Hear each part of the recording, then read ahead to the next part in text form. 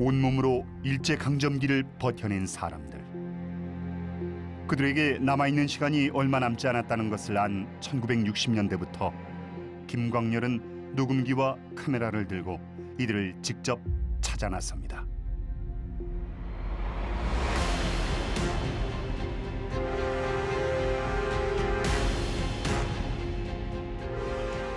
민족선 안 잃도록 하기 위해서 내가 이런 짓을 하고 있는 기라. 참으로 우리 아버지 어머니들이 고생했다는 이런 이야기를 듣자 이런 겁니다. 50년에 걸쳐 김광렬이 기록한 증언 테이프는 500여 개. 그 속엔 일본이 감추려고 하는 강제동원의 실상이 고스란히 녹아 있습니다.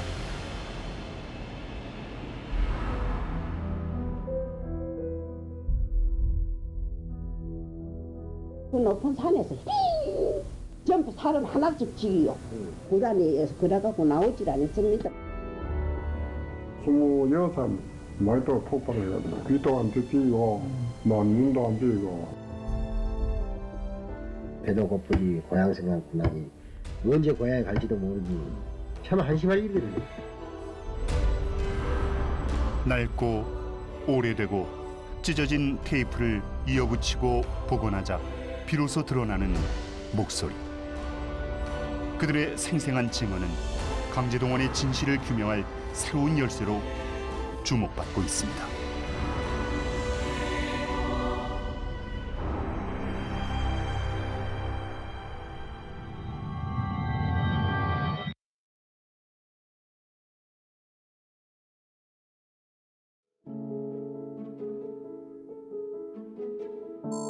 일본 열도의 가장 남쪽 후쿠오카현 도심에서 60km 정도 떨어져 있는 지쿠호 지역. 일제강점기 3대 석탄 생산지 중 한 곳이었던 이곳은 지금도 석회광산 개발이 활발히 이루어지고 있습니다.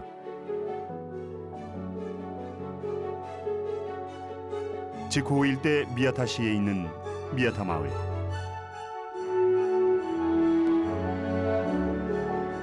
이 마을 중심에는 돌로 만들어진 비석 2개가 우뚝 서 있습니다. 사은비와 송덕비. 이 2개의 비석은 누가, 왜 세운 것일까요? 이 2개 기념비인데 그 효구지와이치로 손도비하고 사은비인데 카이지마 오노우라 탄광에서 일을 했던 조선인들이 다 조선인들이 돈을 모아서 이런 걸 만들었다.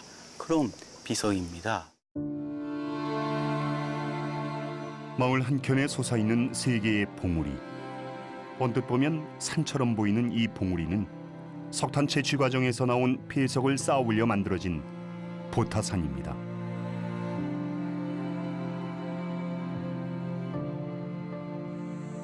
보타산 가까운 공터에는 비석이 하나 서 있습니다. 예? 99번? 수미모토? 예, 수미토모. 석탄 광업 발상의 지, 그러니까 그 생겼던 그 땅이었다. 조선인 광부들이 많았던 스미토모 타다쿠마 탄광은 광부의 절반 이상이 도망갈 정도로 가혹했던 탄광으로 알려져 있습니다. 스미토모 타다쿠마 땅은 여기입니다. 3.81명.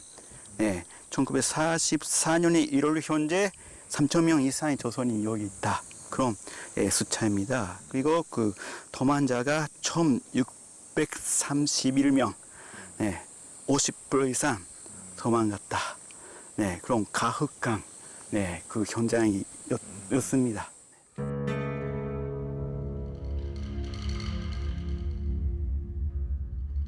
(1929년 10월) 조선인들이 돈을 모아 세웠다는 비석 송덕비. 비석이 완공된 뒤 찍은 한 장의 사진은 송덕비의 진실을 밝혀줄 단서 중의 하나입니다. 첫째 줄엔 4명의 일본인들이 앉아있고 둘째 줄과 셋째 줄엔 5명의 조선인들이 서 있습니다. 제1향토사학자 김광렬은 사진 뒷면에 참석자들에 대한 자세한 기록까지 남깁니다. 이 메모가 의미하는 것은 무엇일까요?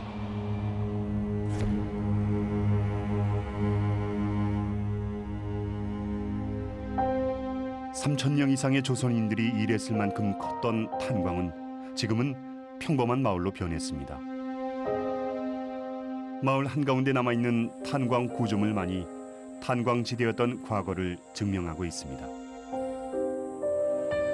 일제강점기 직후 후 일대에는 이런 크고 작은 탄광들이 200여 개나 있었습니다.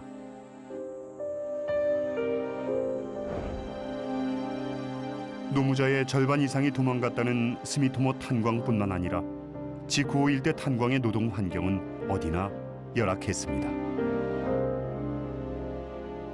전차에서 내려가지고 한 20분 내지 30분 걸어야지 네 아마 제일 많이 건 사람이 그럴게요. 그거 내려가가지고 그때 노동 시간이라는 것이 아마 최소한도 12시간 내지 14시간 시간이 오래 걸린다는 게 그렇지 않소. 오다시 해가지고 그 목표 달성해야 되니까 그럼 달성하기 위해서는 막 시간이 많이 걸리거든. 나를 걸어서 영양실조 죽는 사람도 많았고 한광에서 직접 타체가 죽은 사람 하나도 없습니다. 전부 영양실조를 죽었죠. 엄마 한 7명이 와가지고 12이 죽었습니다. 전부 영양실조 계속.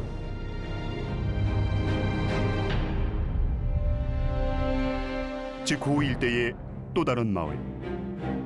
마을 한가운데 서 있는 벽돌 구조물은 이곳 역시 탄광지대였음을 증명하고 있습니다. 1944년 갱내 화재 사건이 일어나 조선인 45명이 사망하기도 했던 이 주변엔 해방 후에도 조선인들이 많이 살았습니다.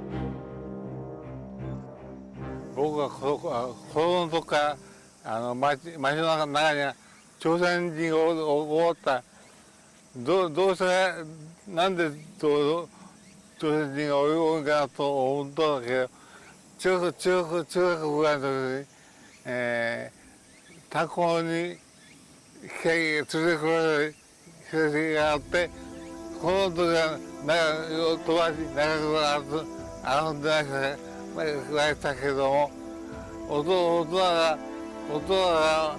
さらずしかそうだねちょっと学校の先生がさらずっていうことを言うんですよ。朝鮮人だけの部落があるのね。そこ行くとこう臭いの豚があってるそういうことがやっぱり朝鮮人が臭いというのがあったね。今はないけど。 조선인 광부들이 많았던 직후 후 일대 석탄 산업은 1960년대 후반부터 사양길로 접어들기 시작합니다.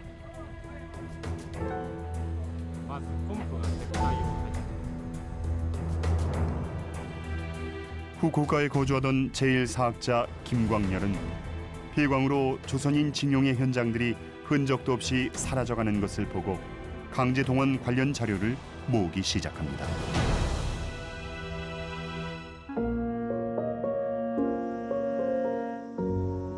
김광렬이 생전에 자주 방문한 한 사찰.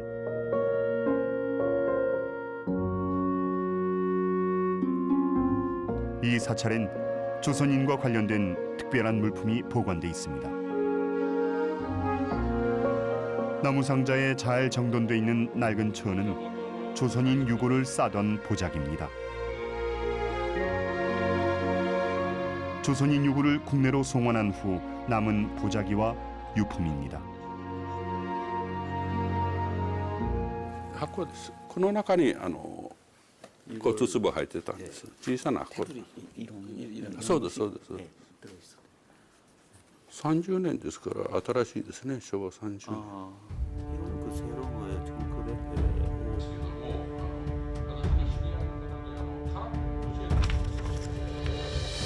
사찰에서 보관했던 조선인 유골의 명단을 보면 사망 장소가 오노우라 7갱이거나 오노우라 7갱 근로자의 가족 유골임을 알 수 있습니다.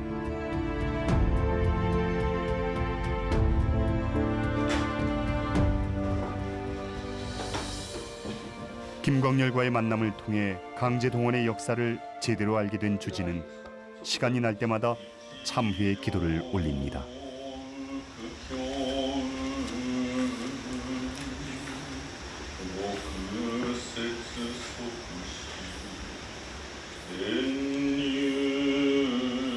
日本がやっぱりその原因を作って強制連行という形にまでしていったという、まあ、大きな負の歴史ですよね。そういったことは辛く思いますし、日本人としても恥ずべきことだと思っていますし。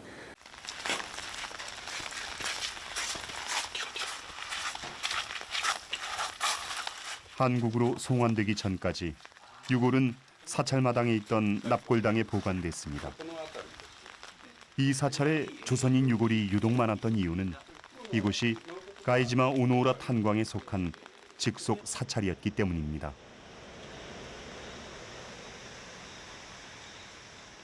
이山の正面の山の裏側ですが七甲という単木があった。ちょうど裏になりますね。お遺骨はその七甲越えと申します。向こうにあります山の、鉄柱がありますよね。なんて言いますかね、高圧の電線がありますけど、その辺りから七甲越えという峠があったんです。今はもう峠はなくなって人が通ることはありませんけども、そこから歩いて大人の足で20分から30分ぐらいで見えたそうです。ただお遺骨を頭に乗せられて見えてあったということを聞きますので、ゆっくり歩かれておられたんですよね。40分50分かかられて、そして収めてあったということです。 유골을 머리에 이고 고개를 넘어온 수많은 조선인들. 그때부터 이 고개는 유골 고개로 불리고 있습니다. 유골 고개 너머에 있던 오노우라 탄광. 이 탄광을 경영했던 가이지마 집안은 탄광으로 부를 축적한 대표적인 집안입니다. 大野浦炭鉱を経営していた貝島家です。筑豊御三家とも呼ばれた地元財閥の一つです。炭鉱労働者から身を起こし、明治時代に良質な石炭を掘り当て、一代で巨万の富を手にしました。その資産は今の45億円余りに相当します。貝島家の2代目貝島太一です。海運、材木、商社、太一は事業を一気に拡大し、貝島財閥を築き上げました。炭鉱だけでも従業員は9000人。昭和初期、石炭産地筑豊が最も活気にあふれていた頃の映像です。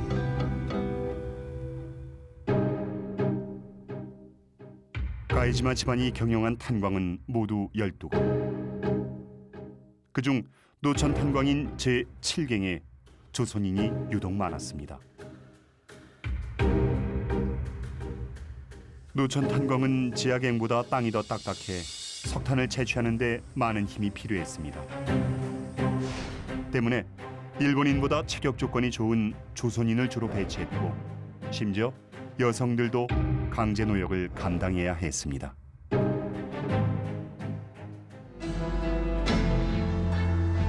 女たちはボタ拾いに駆り出されました。くずとして捨てていたボタの中からまだ使えそうな石炭を集め、燃料の足しにするためです。女の労働は男の労働よりも激しかった。人々は逃げることもならず、諦めの炭鉱節を口ずさみながら地面を張って炭を掘り、砂を引いた。さて一人でも怪我人ができたというとですね、その付近の者はみんな駆け寄ってですね、仕事を投げ合ってでもその怪我人に付き添ったり、また死人ができればですね、その人に付き添って上がってしまったです。 목숨조차 위협받는 혹독한 탄광 노동에 내몰린 조선인들. 이들이 감사의 마음을 담아 세웠다는 비석의 진실은 과연 무엇일까요?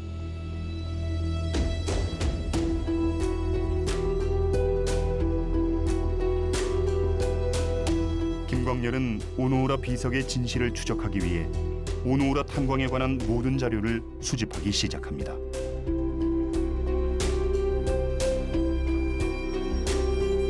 그중 김광렬이 확보한 오노우라 7갱 노무자 명부는 우리나라가 확보한 강제동원 광부 명부 가운데 유일한 것입니다. 이것이 말입니다. 나나코에 있었던 사람들 이름 다 여기 있습니다. 이것을 가지고 있는 내가 가지고 있는 뿐입니다. 이거 탄광에서 여기 있는 사람들 얻었어요. 이거 가타야마사라고 아십니까? 일본 정부거든. 다른 탄광의 이름이 있는 게 없습니다. 그래서 이걸 제가 참말로 막 금덩어리 같이 여기고 있어요. 김광렬이 금덩이 같이 여긴 오노우라 명부에는 탄광에 입소한 조선인들에 관한 모든 정보가 상세히 기록돼 있습니다.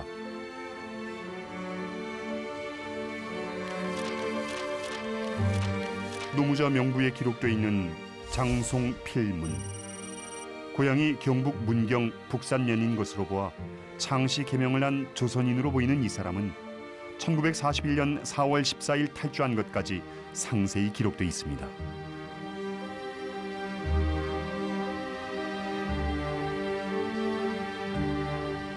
김광렬은 이 상세한 정보를 바탕으로 오노우라 명부를 분석해 놀라운 사실을 밝혀냅니다.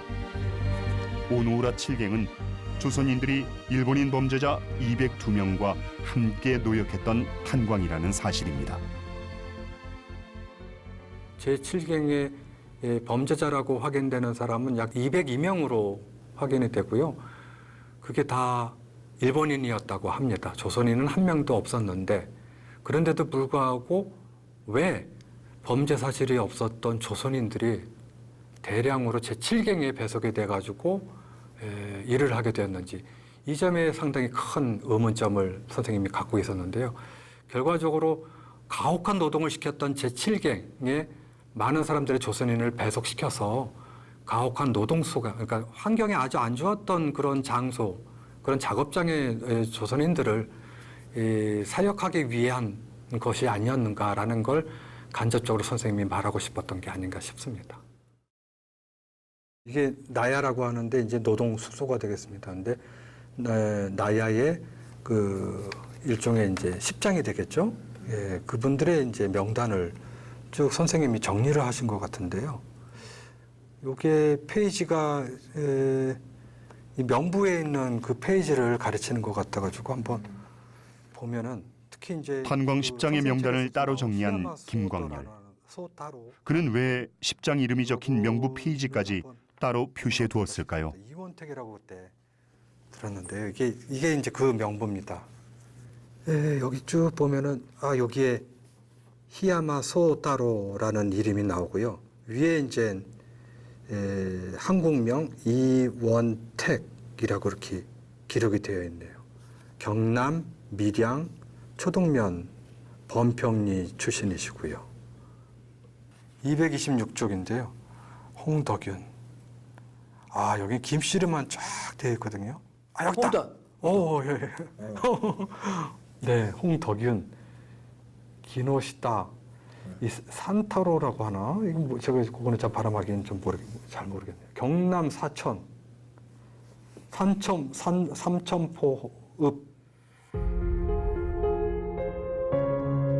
이원택과 홍덕윤.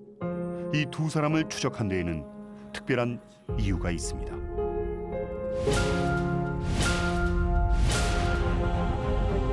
이들은 바로 1929년 송덕비 앞에서 찍은 사진 속에 등장하는 인물입니다. 셋째 줄에 서 있는 이원택과 둘째 줄 중간에 서 있는 홍덕윤. 이들은 왜 일본인들과 함께 사진을 찍은 것일까요?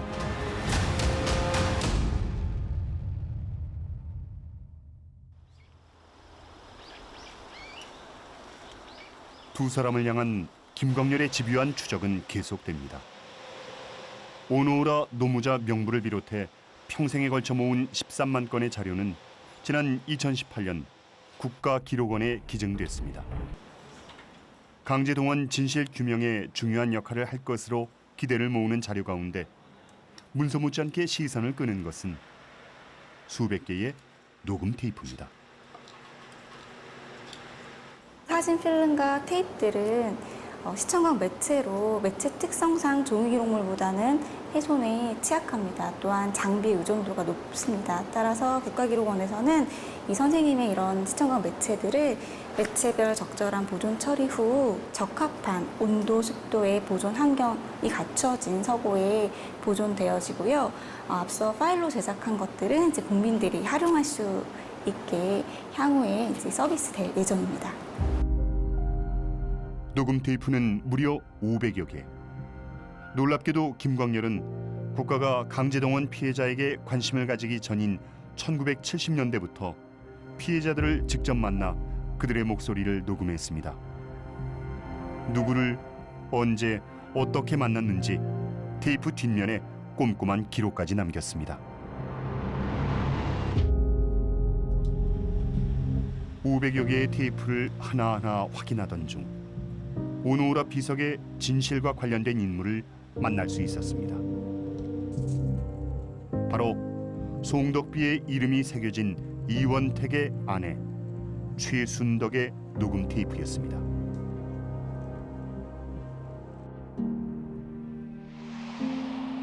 김광렬은 이원택의 아내 최순덕을 만나 송덕비 사진을 보여줍니다. 이 사진 이거 보입니까? 예, 보입니다. 보입니까? 사람 그 누가 알겠습니까? 앞에 놓이는 일본 사람이고 그 뒤에가 뒤에 이 사람이 하가라고 하기호 아닙니까? 여기 보니까 예. 하기호라고 나와 있어요. 그 이제 뒤에 있는 거는 우리 영감이고 예. 흰옷 입고 예. 조끼 입은 사람이. 사진 속 인물들을 정확히 기억하고 있는 최순덕.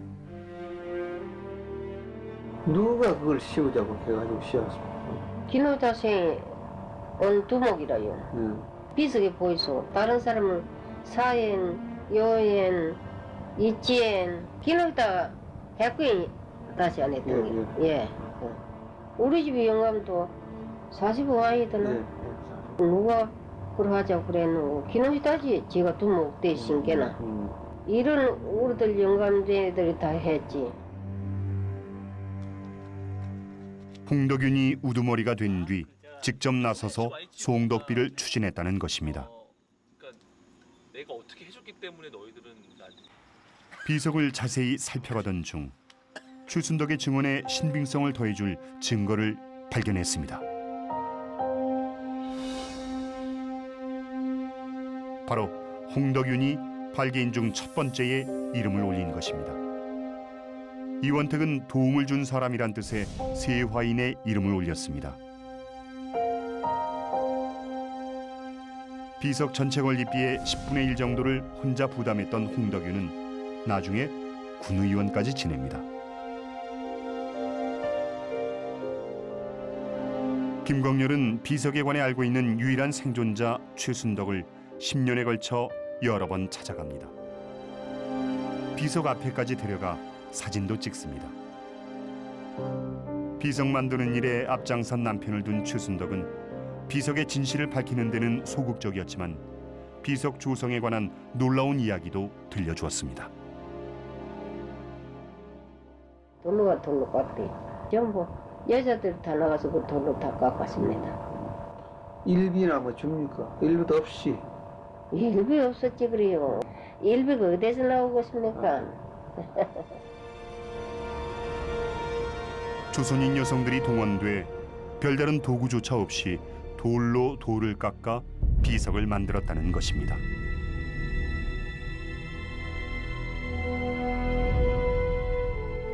송덕비가 세워진 지 6년 후인 1935년 오노우라 탄광에 또 하나의 비석이 세워집니다. 바로 탄광회사의 은혜에 감사하는 의미로 세워진 사은비.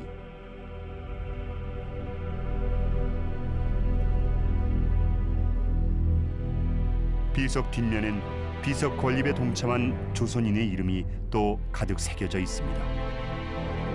그렇다면 정말 조선인들이 탄광회사의 은택에 감사해 비석을 세운 것일까요? 사은비 역시 말하지 못한 진실이 있습니다. 이런 비석은 일본 어디서라도 없어요. 조선인들이 일본 사람을 위해서 그 관광해서 그렇게 큰 비석을 만들었다 그런 거 없습니다. 돈을 모여라 그렇게 하면 다 모을 수밖에 없죠.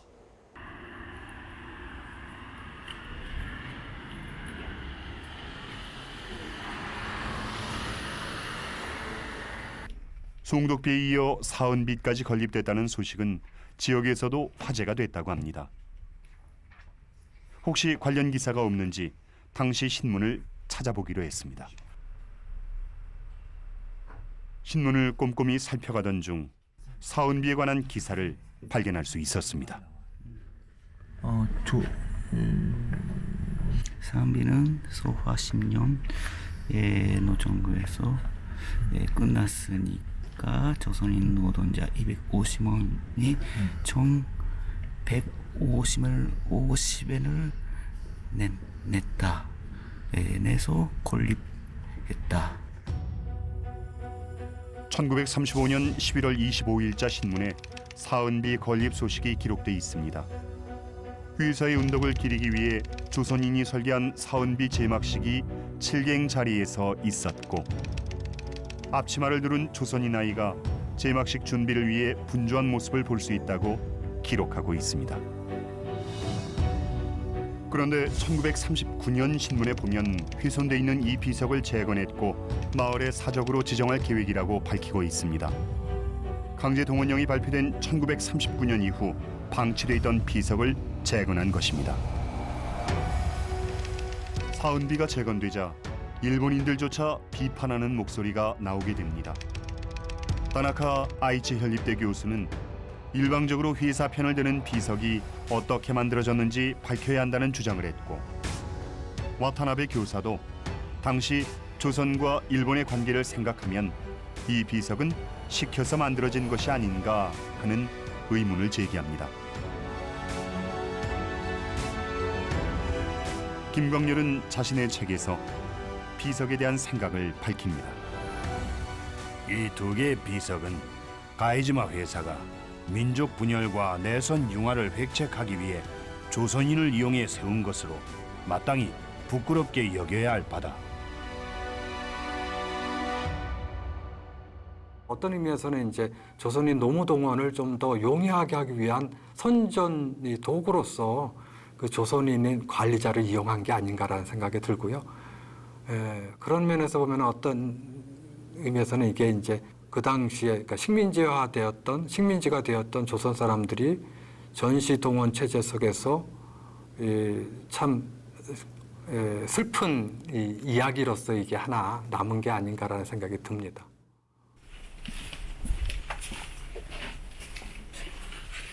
실제로 가이지마 오노우라 탄광에 세워진 두 개의 비석은 조선인 동원의 선전 도구 역할을 톡톡히 담당하게 됩니다.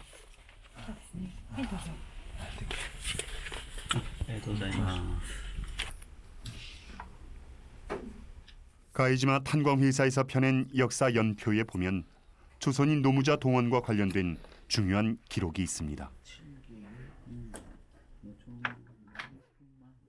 이전에서부터 경상남도에서 모집이나 그런 걸 했는데 새로운 당해에 새로 백수십 명의 산업전사를 맞이하여 1935년 새로운 탄광을 개설한 가이지마는 경상남도에서 백수십 명의 광부를 모집했는데 그 결과 오노우라 탄광 서북 쪽엔 2천여 명의 사람들이 있었다고 밝히고 있습니다.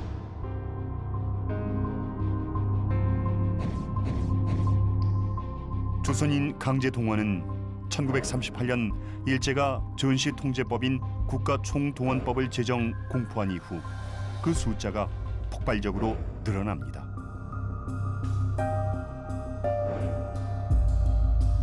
(37년에) 중일전쟁이 일어나고 그 일본의 그 남성들이 군대를 입대를 해요. 그러면서 일본 본토에서 노동력의 부족을 아주 심각하게 느끼기 시작하거든요. 그게 37년부터 바로 요구를 해요. 그러니까 이제 석탄을 이제 하는 업체 쪽에서 또는 토목 건축 업자들이 정부에다가 요구를 하는 게 조선인을 데려와야 된다. 조선인을 데려와서 우리가 써야 된다는 강력히 요구를 합니다. 그렇게 되게 된 배경에는 이 38년에 그러니까 전시 체제가 들어가기 전부터 이미 조선인 노동자들이 일본에서 가서 일을 해서 우수한 노동력으로서 인정을 받았기 때문에 또 거기에 주목을 할 수 있었던 점도 있었어요.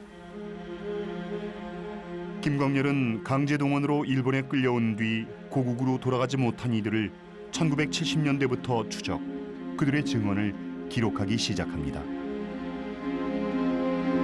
그리고 1992년 징용에 관해 의미 있는 증언을 하는 한 인물과 만나게 됩니다. 바로 홋카이도로 징용간 박병태. 이 만남은 박병태의 삶도 바꿔놓게 됩니다. 강제연행을 당한 것이 1942년입니다. 그때 마침 대동아 전쟁이 일어나고 그래서 일본에서 생산을 정산하기 위해서 많은 노동력이 필요할 때 많은 노동자들이 끌려왔습니다. 일본 열도의 가장 북쪽에 있는 섬 홋카이도. 이곳 역시 조선인들의 징용 현장입니다.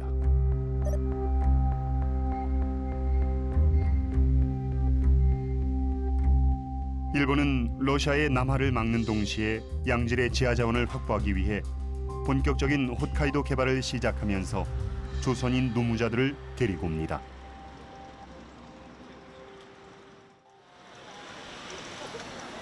지금은 홋카이도의 대표적인 관광지가 된 오타루가 홋카이도로 징용된 조선인이 첫 발을 디딘 항구입니다.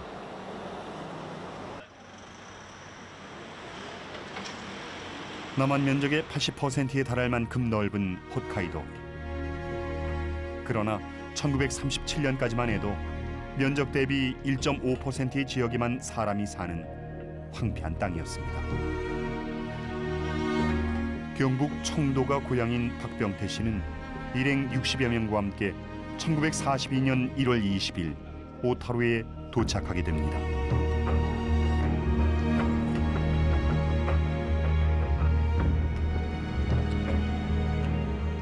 오타루에서도 기차로 일주일을 달려 도착한 목적지는 소라치군. 인적 드문 첩첩산골이었습니다.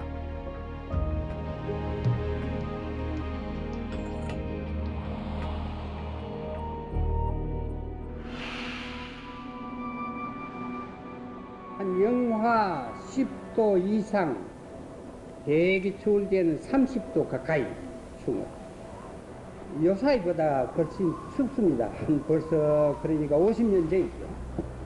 뭐 어디가 어딘지 모르는데 저쪽에 그 광산이 가까운 역에 내렸는데 그 역 근처에는 막 만산 그니 막 적설이 돼가지고 우리나라에서는 경험하지 못한 무서울 정도의 추위가 징용 노무자들이 마주한 홋카이도의 첫인상이었습니다.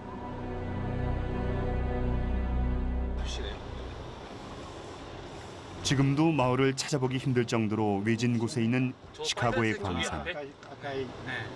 빨간 소파죠.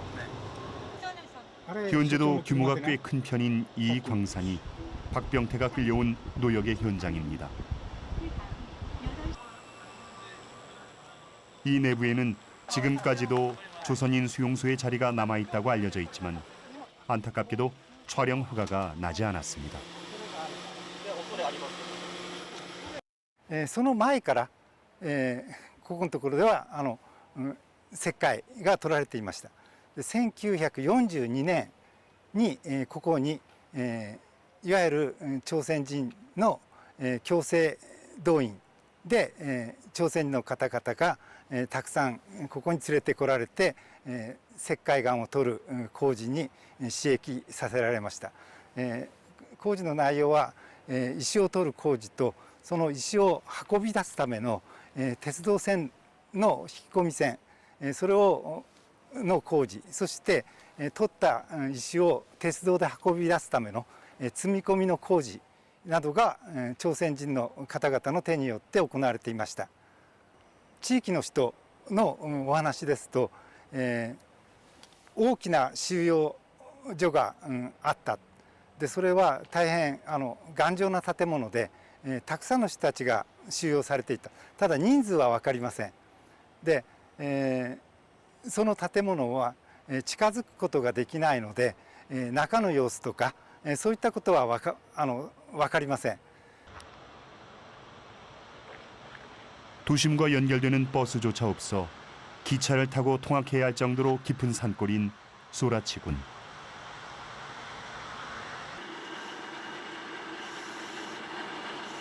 일제강점기에는 사람의 발길이 아예 닿지 않은 황무지나 다름없던 곳이었습니다.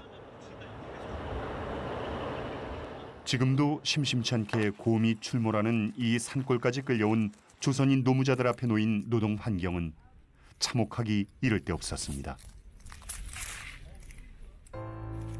집단적으로 10명인가 탈출해가지고 다 잡혀왔어요. 그래가지고 와가지고 내 눈앞에서 나 내기 맞았어요.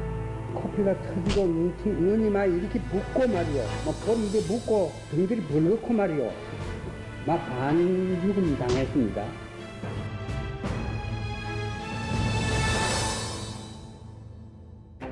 홋카이도 징용 조선인 가운데 70%는 탄광으로 끌려갔습니다. 그 중에서도 30여 곳의 탄광이 밀집해 있던 유바리시.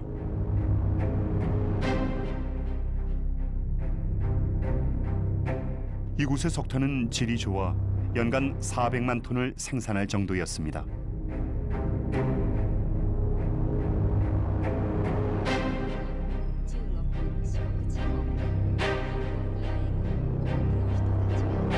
갱내에서도 가장 환경이 좋지 않은 제일 깊은 갱도에서 노역을 하는 노무자들이 바로 조선인이었습니다.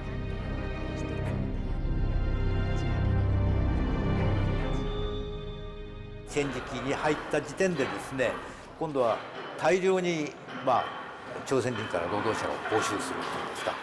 でその単位としてはですね、当初は数千人だったんですが、湯葉市全体では1万人近いというんですかね、労働者が炭鉱で労働に従事したという時期があります。1945年までの間ですね。はい。こんにちは。どうもこんにちは。白戸です。 수십 년 동안 홋카이도 징용에 관한 자료들을 모으고 있는 강제동원 연구자 시라토 씨. ことがあって何回も資料をその下は全部朝鮮人。あ、そうなんですか。 일제강점기 홋카이도 지역 탄광 사고와 관련된 중요한 자료를 가지고 있다고 해서 찾았습니다.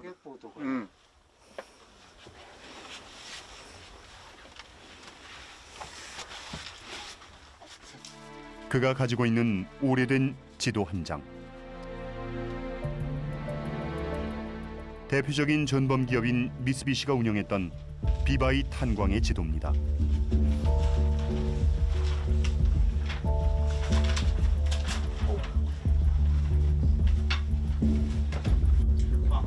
개미굴처럼 복잡하게 얽혀 있는 갱내 구조. 그런데 1941년 이 갱내 지하 2,200m 땅 속에서 큰 화재가 발생합니다. 화재의 확산을 막기 위한 방법을 모색하던 탄광 측은 최악의 방법을 선택합니다.爆発はここで起こった。 폭발 사고가 거기서. 폭발 사고. でここもこうだいたい1850メートルのところ攻撃から収まらないので水を入れます。ここら辺の人はこれは水の下に埋まった人たち。日本人も朝鮮人もいて、そのうち亡くなった人の数は朝鮮人とか実はタコ部屋も入ってた。でそれはこれには書いてないから別なものに書いてある。これを一人ずつ全部拾って人数を出したってこと。 비극적인 사고의 현장인 미쓰비시 탄광. 더 이상 석탄 채취를 하진 않지만 지하에서 석탄을 끌어올리던 구조물은 그대로 남아 있습니다.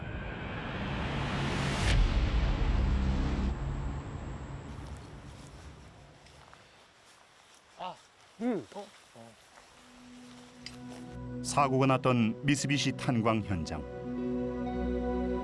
무성하게 자란 덤불 속을 헤치자 미쓰비시 회사 마크가 선명한 갱구가 나타납니다.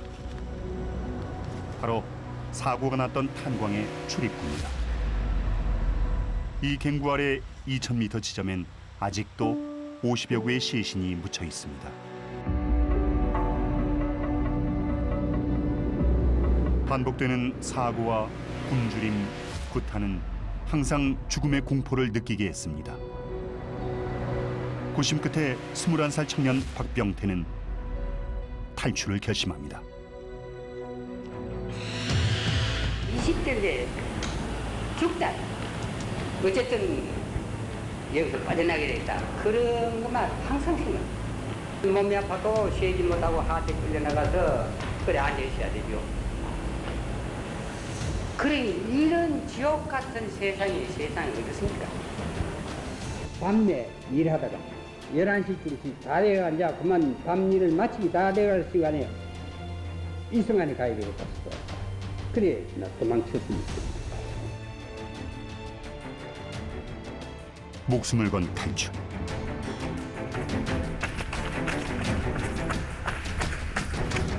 박병태는 기적적으로 시카고의 광산을 벗어나는 데는 성공하지만 사면이 바다인 섬 홋카이도를 벗어나는 방법을 찾지는 못합니다. 도망자 신세가 된 박병태는 결국 홋카이도 안 또 다른 노역 현장으로 가게 됩니다. 근데 그동안에 어디로 갔느냐 하면 말입니다.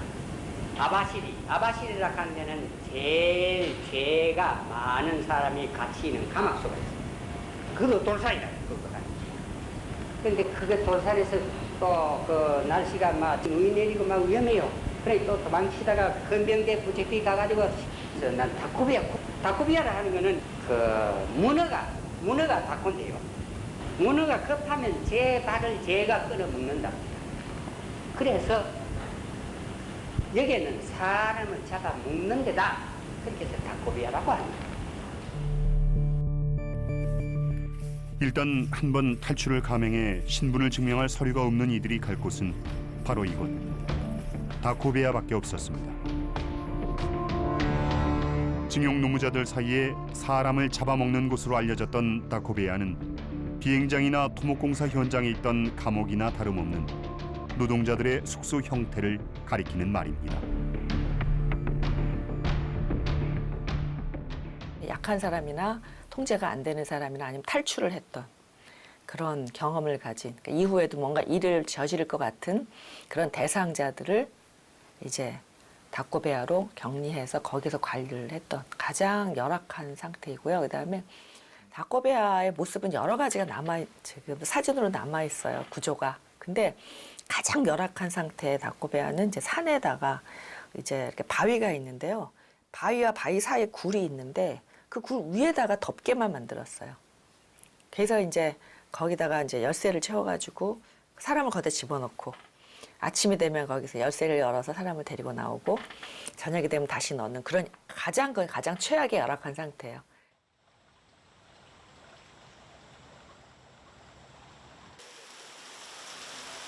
홋카이도에서 갖은 고초를 겪은 박병태는 해방을 맞아 드디어 홋카이도를 벗어납니다.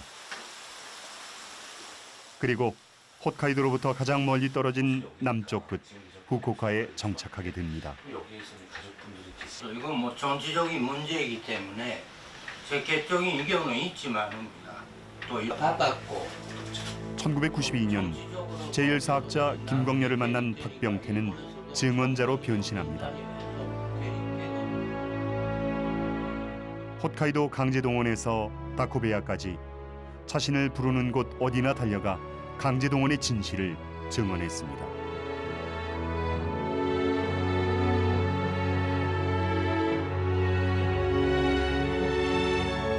인생 후반전 50년을 바쳐 강제동원 피해자들을 만나고 기록으로 남긴 김광렬. 그를 움직이게 한 것은 사명감이었습니다. 무엇을 제일 걱정하느냐 하면은 자기 민족성을 안 잃도록, 민족성을 안 잃도록 하기 위해서 내 이런 짓을 하고 있는 거라. 우리 아버지, 우리 어머니들은 이렇게 고생을 많이 하시고 이래 했으니까 우리는 그런 것을 잊어버리면 되겠나?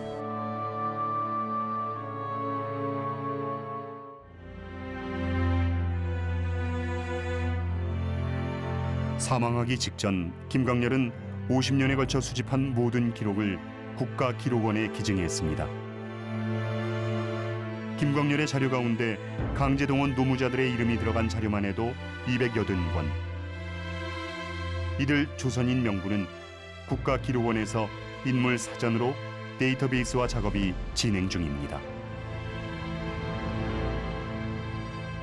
김광렬 선생 기록은 앞서도 말씀드린 것처럼 직접 현장을 방문하고 또 거기에서 작업했던 분들을 대상으로 인터뷰를 취하기도 하고 또 주변인들의 관련 기록을 확보했기 때문에 기존의 문헌 자료의 한계를 보완해주는, 그리고 또 어떻게 보면 새롭게 구명하는 그런 중요한 기록이라고 할 수 있습니다.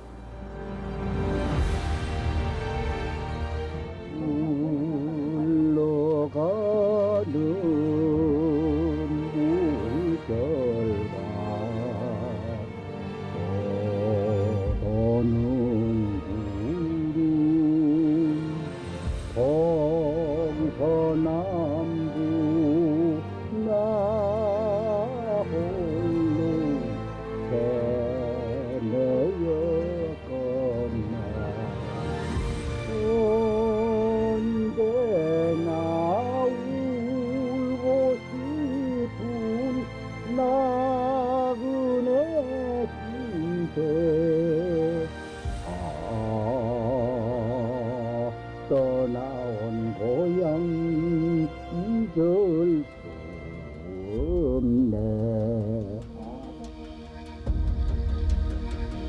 떠나온 고향을 간절히 그리워했지만 결국 돌아갈 수 없는 나그네로 생을 마감했던 징용 조선인들이 남긴 증언. 그들의 피 끓는 목소리가 강제동원을 부인하는 일본에게 이래도 과거를 외면하겠냐고 묻고 있습니다.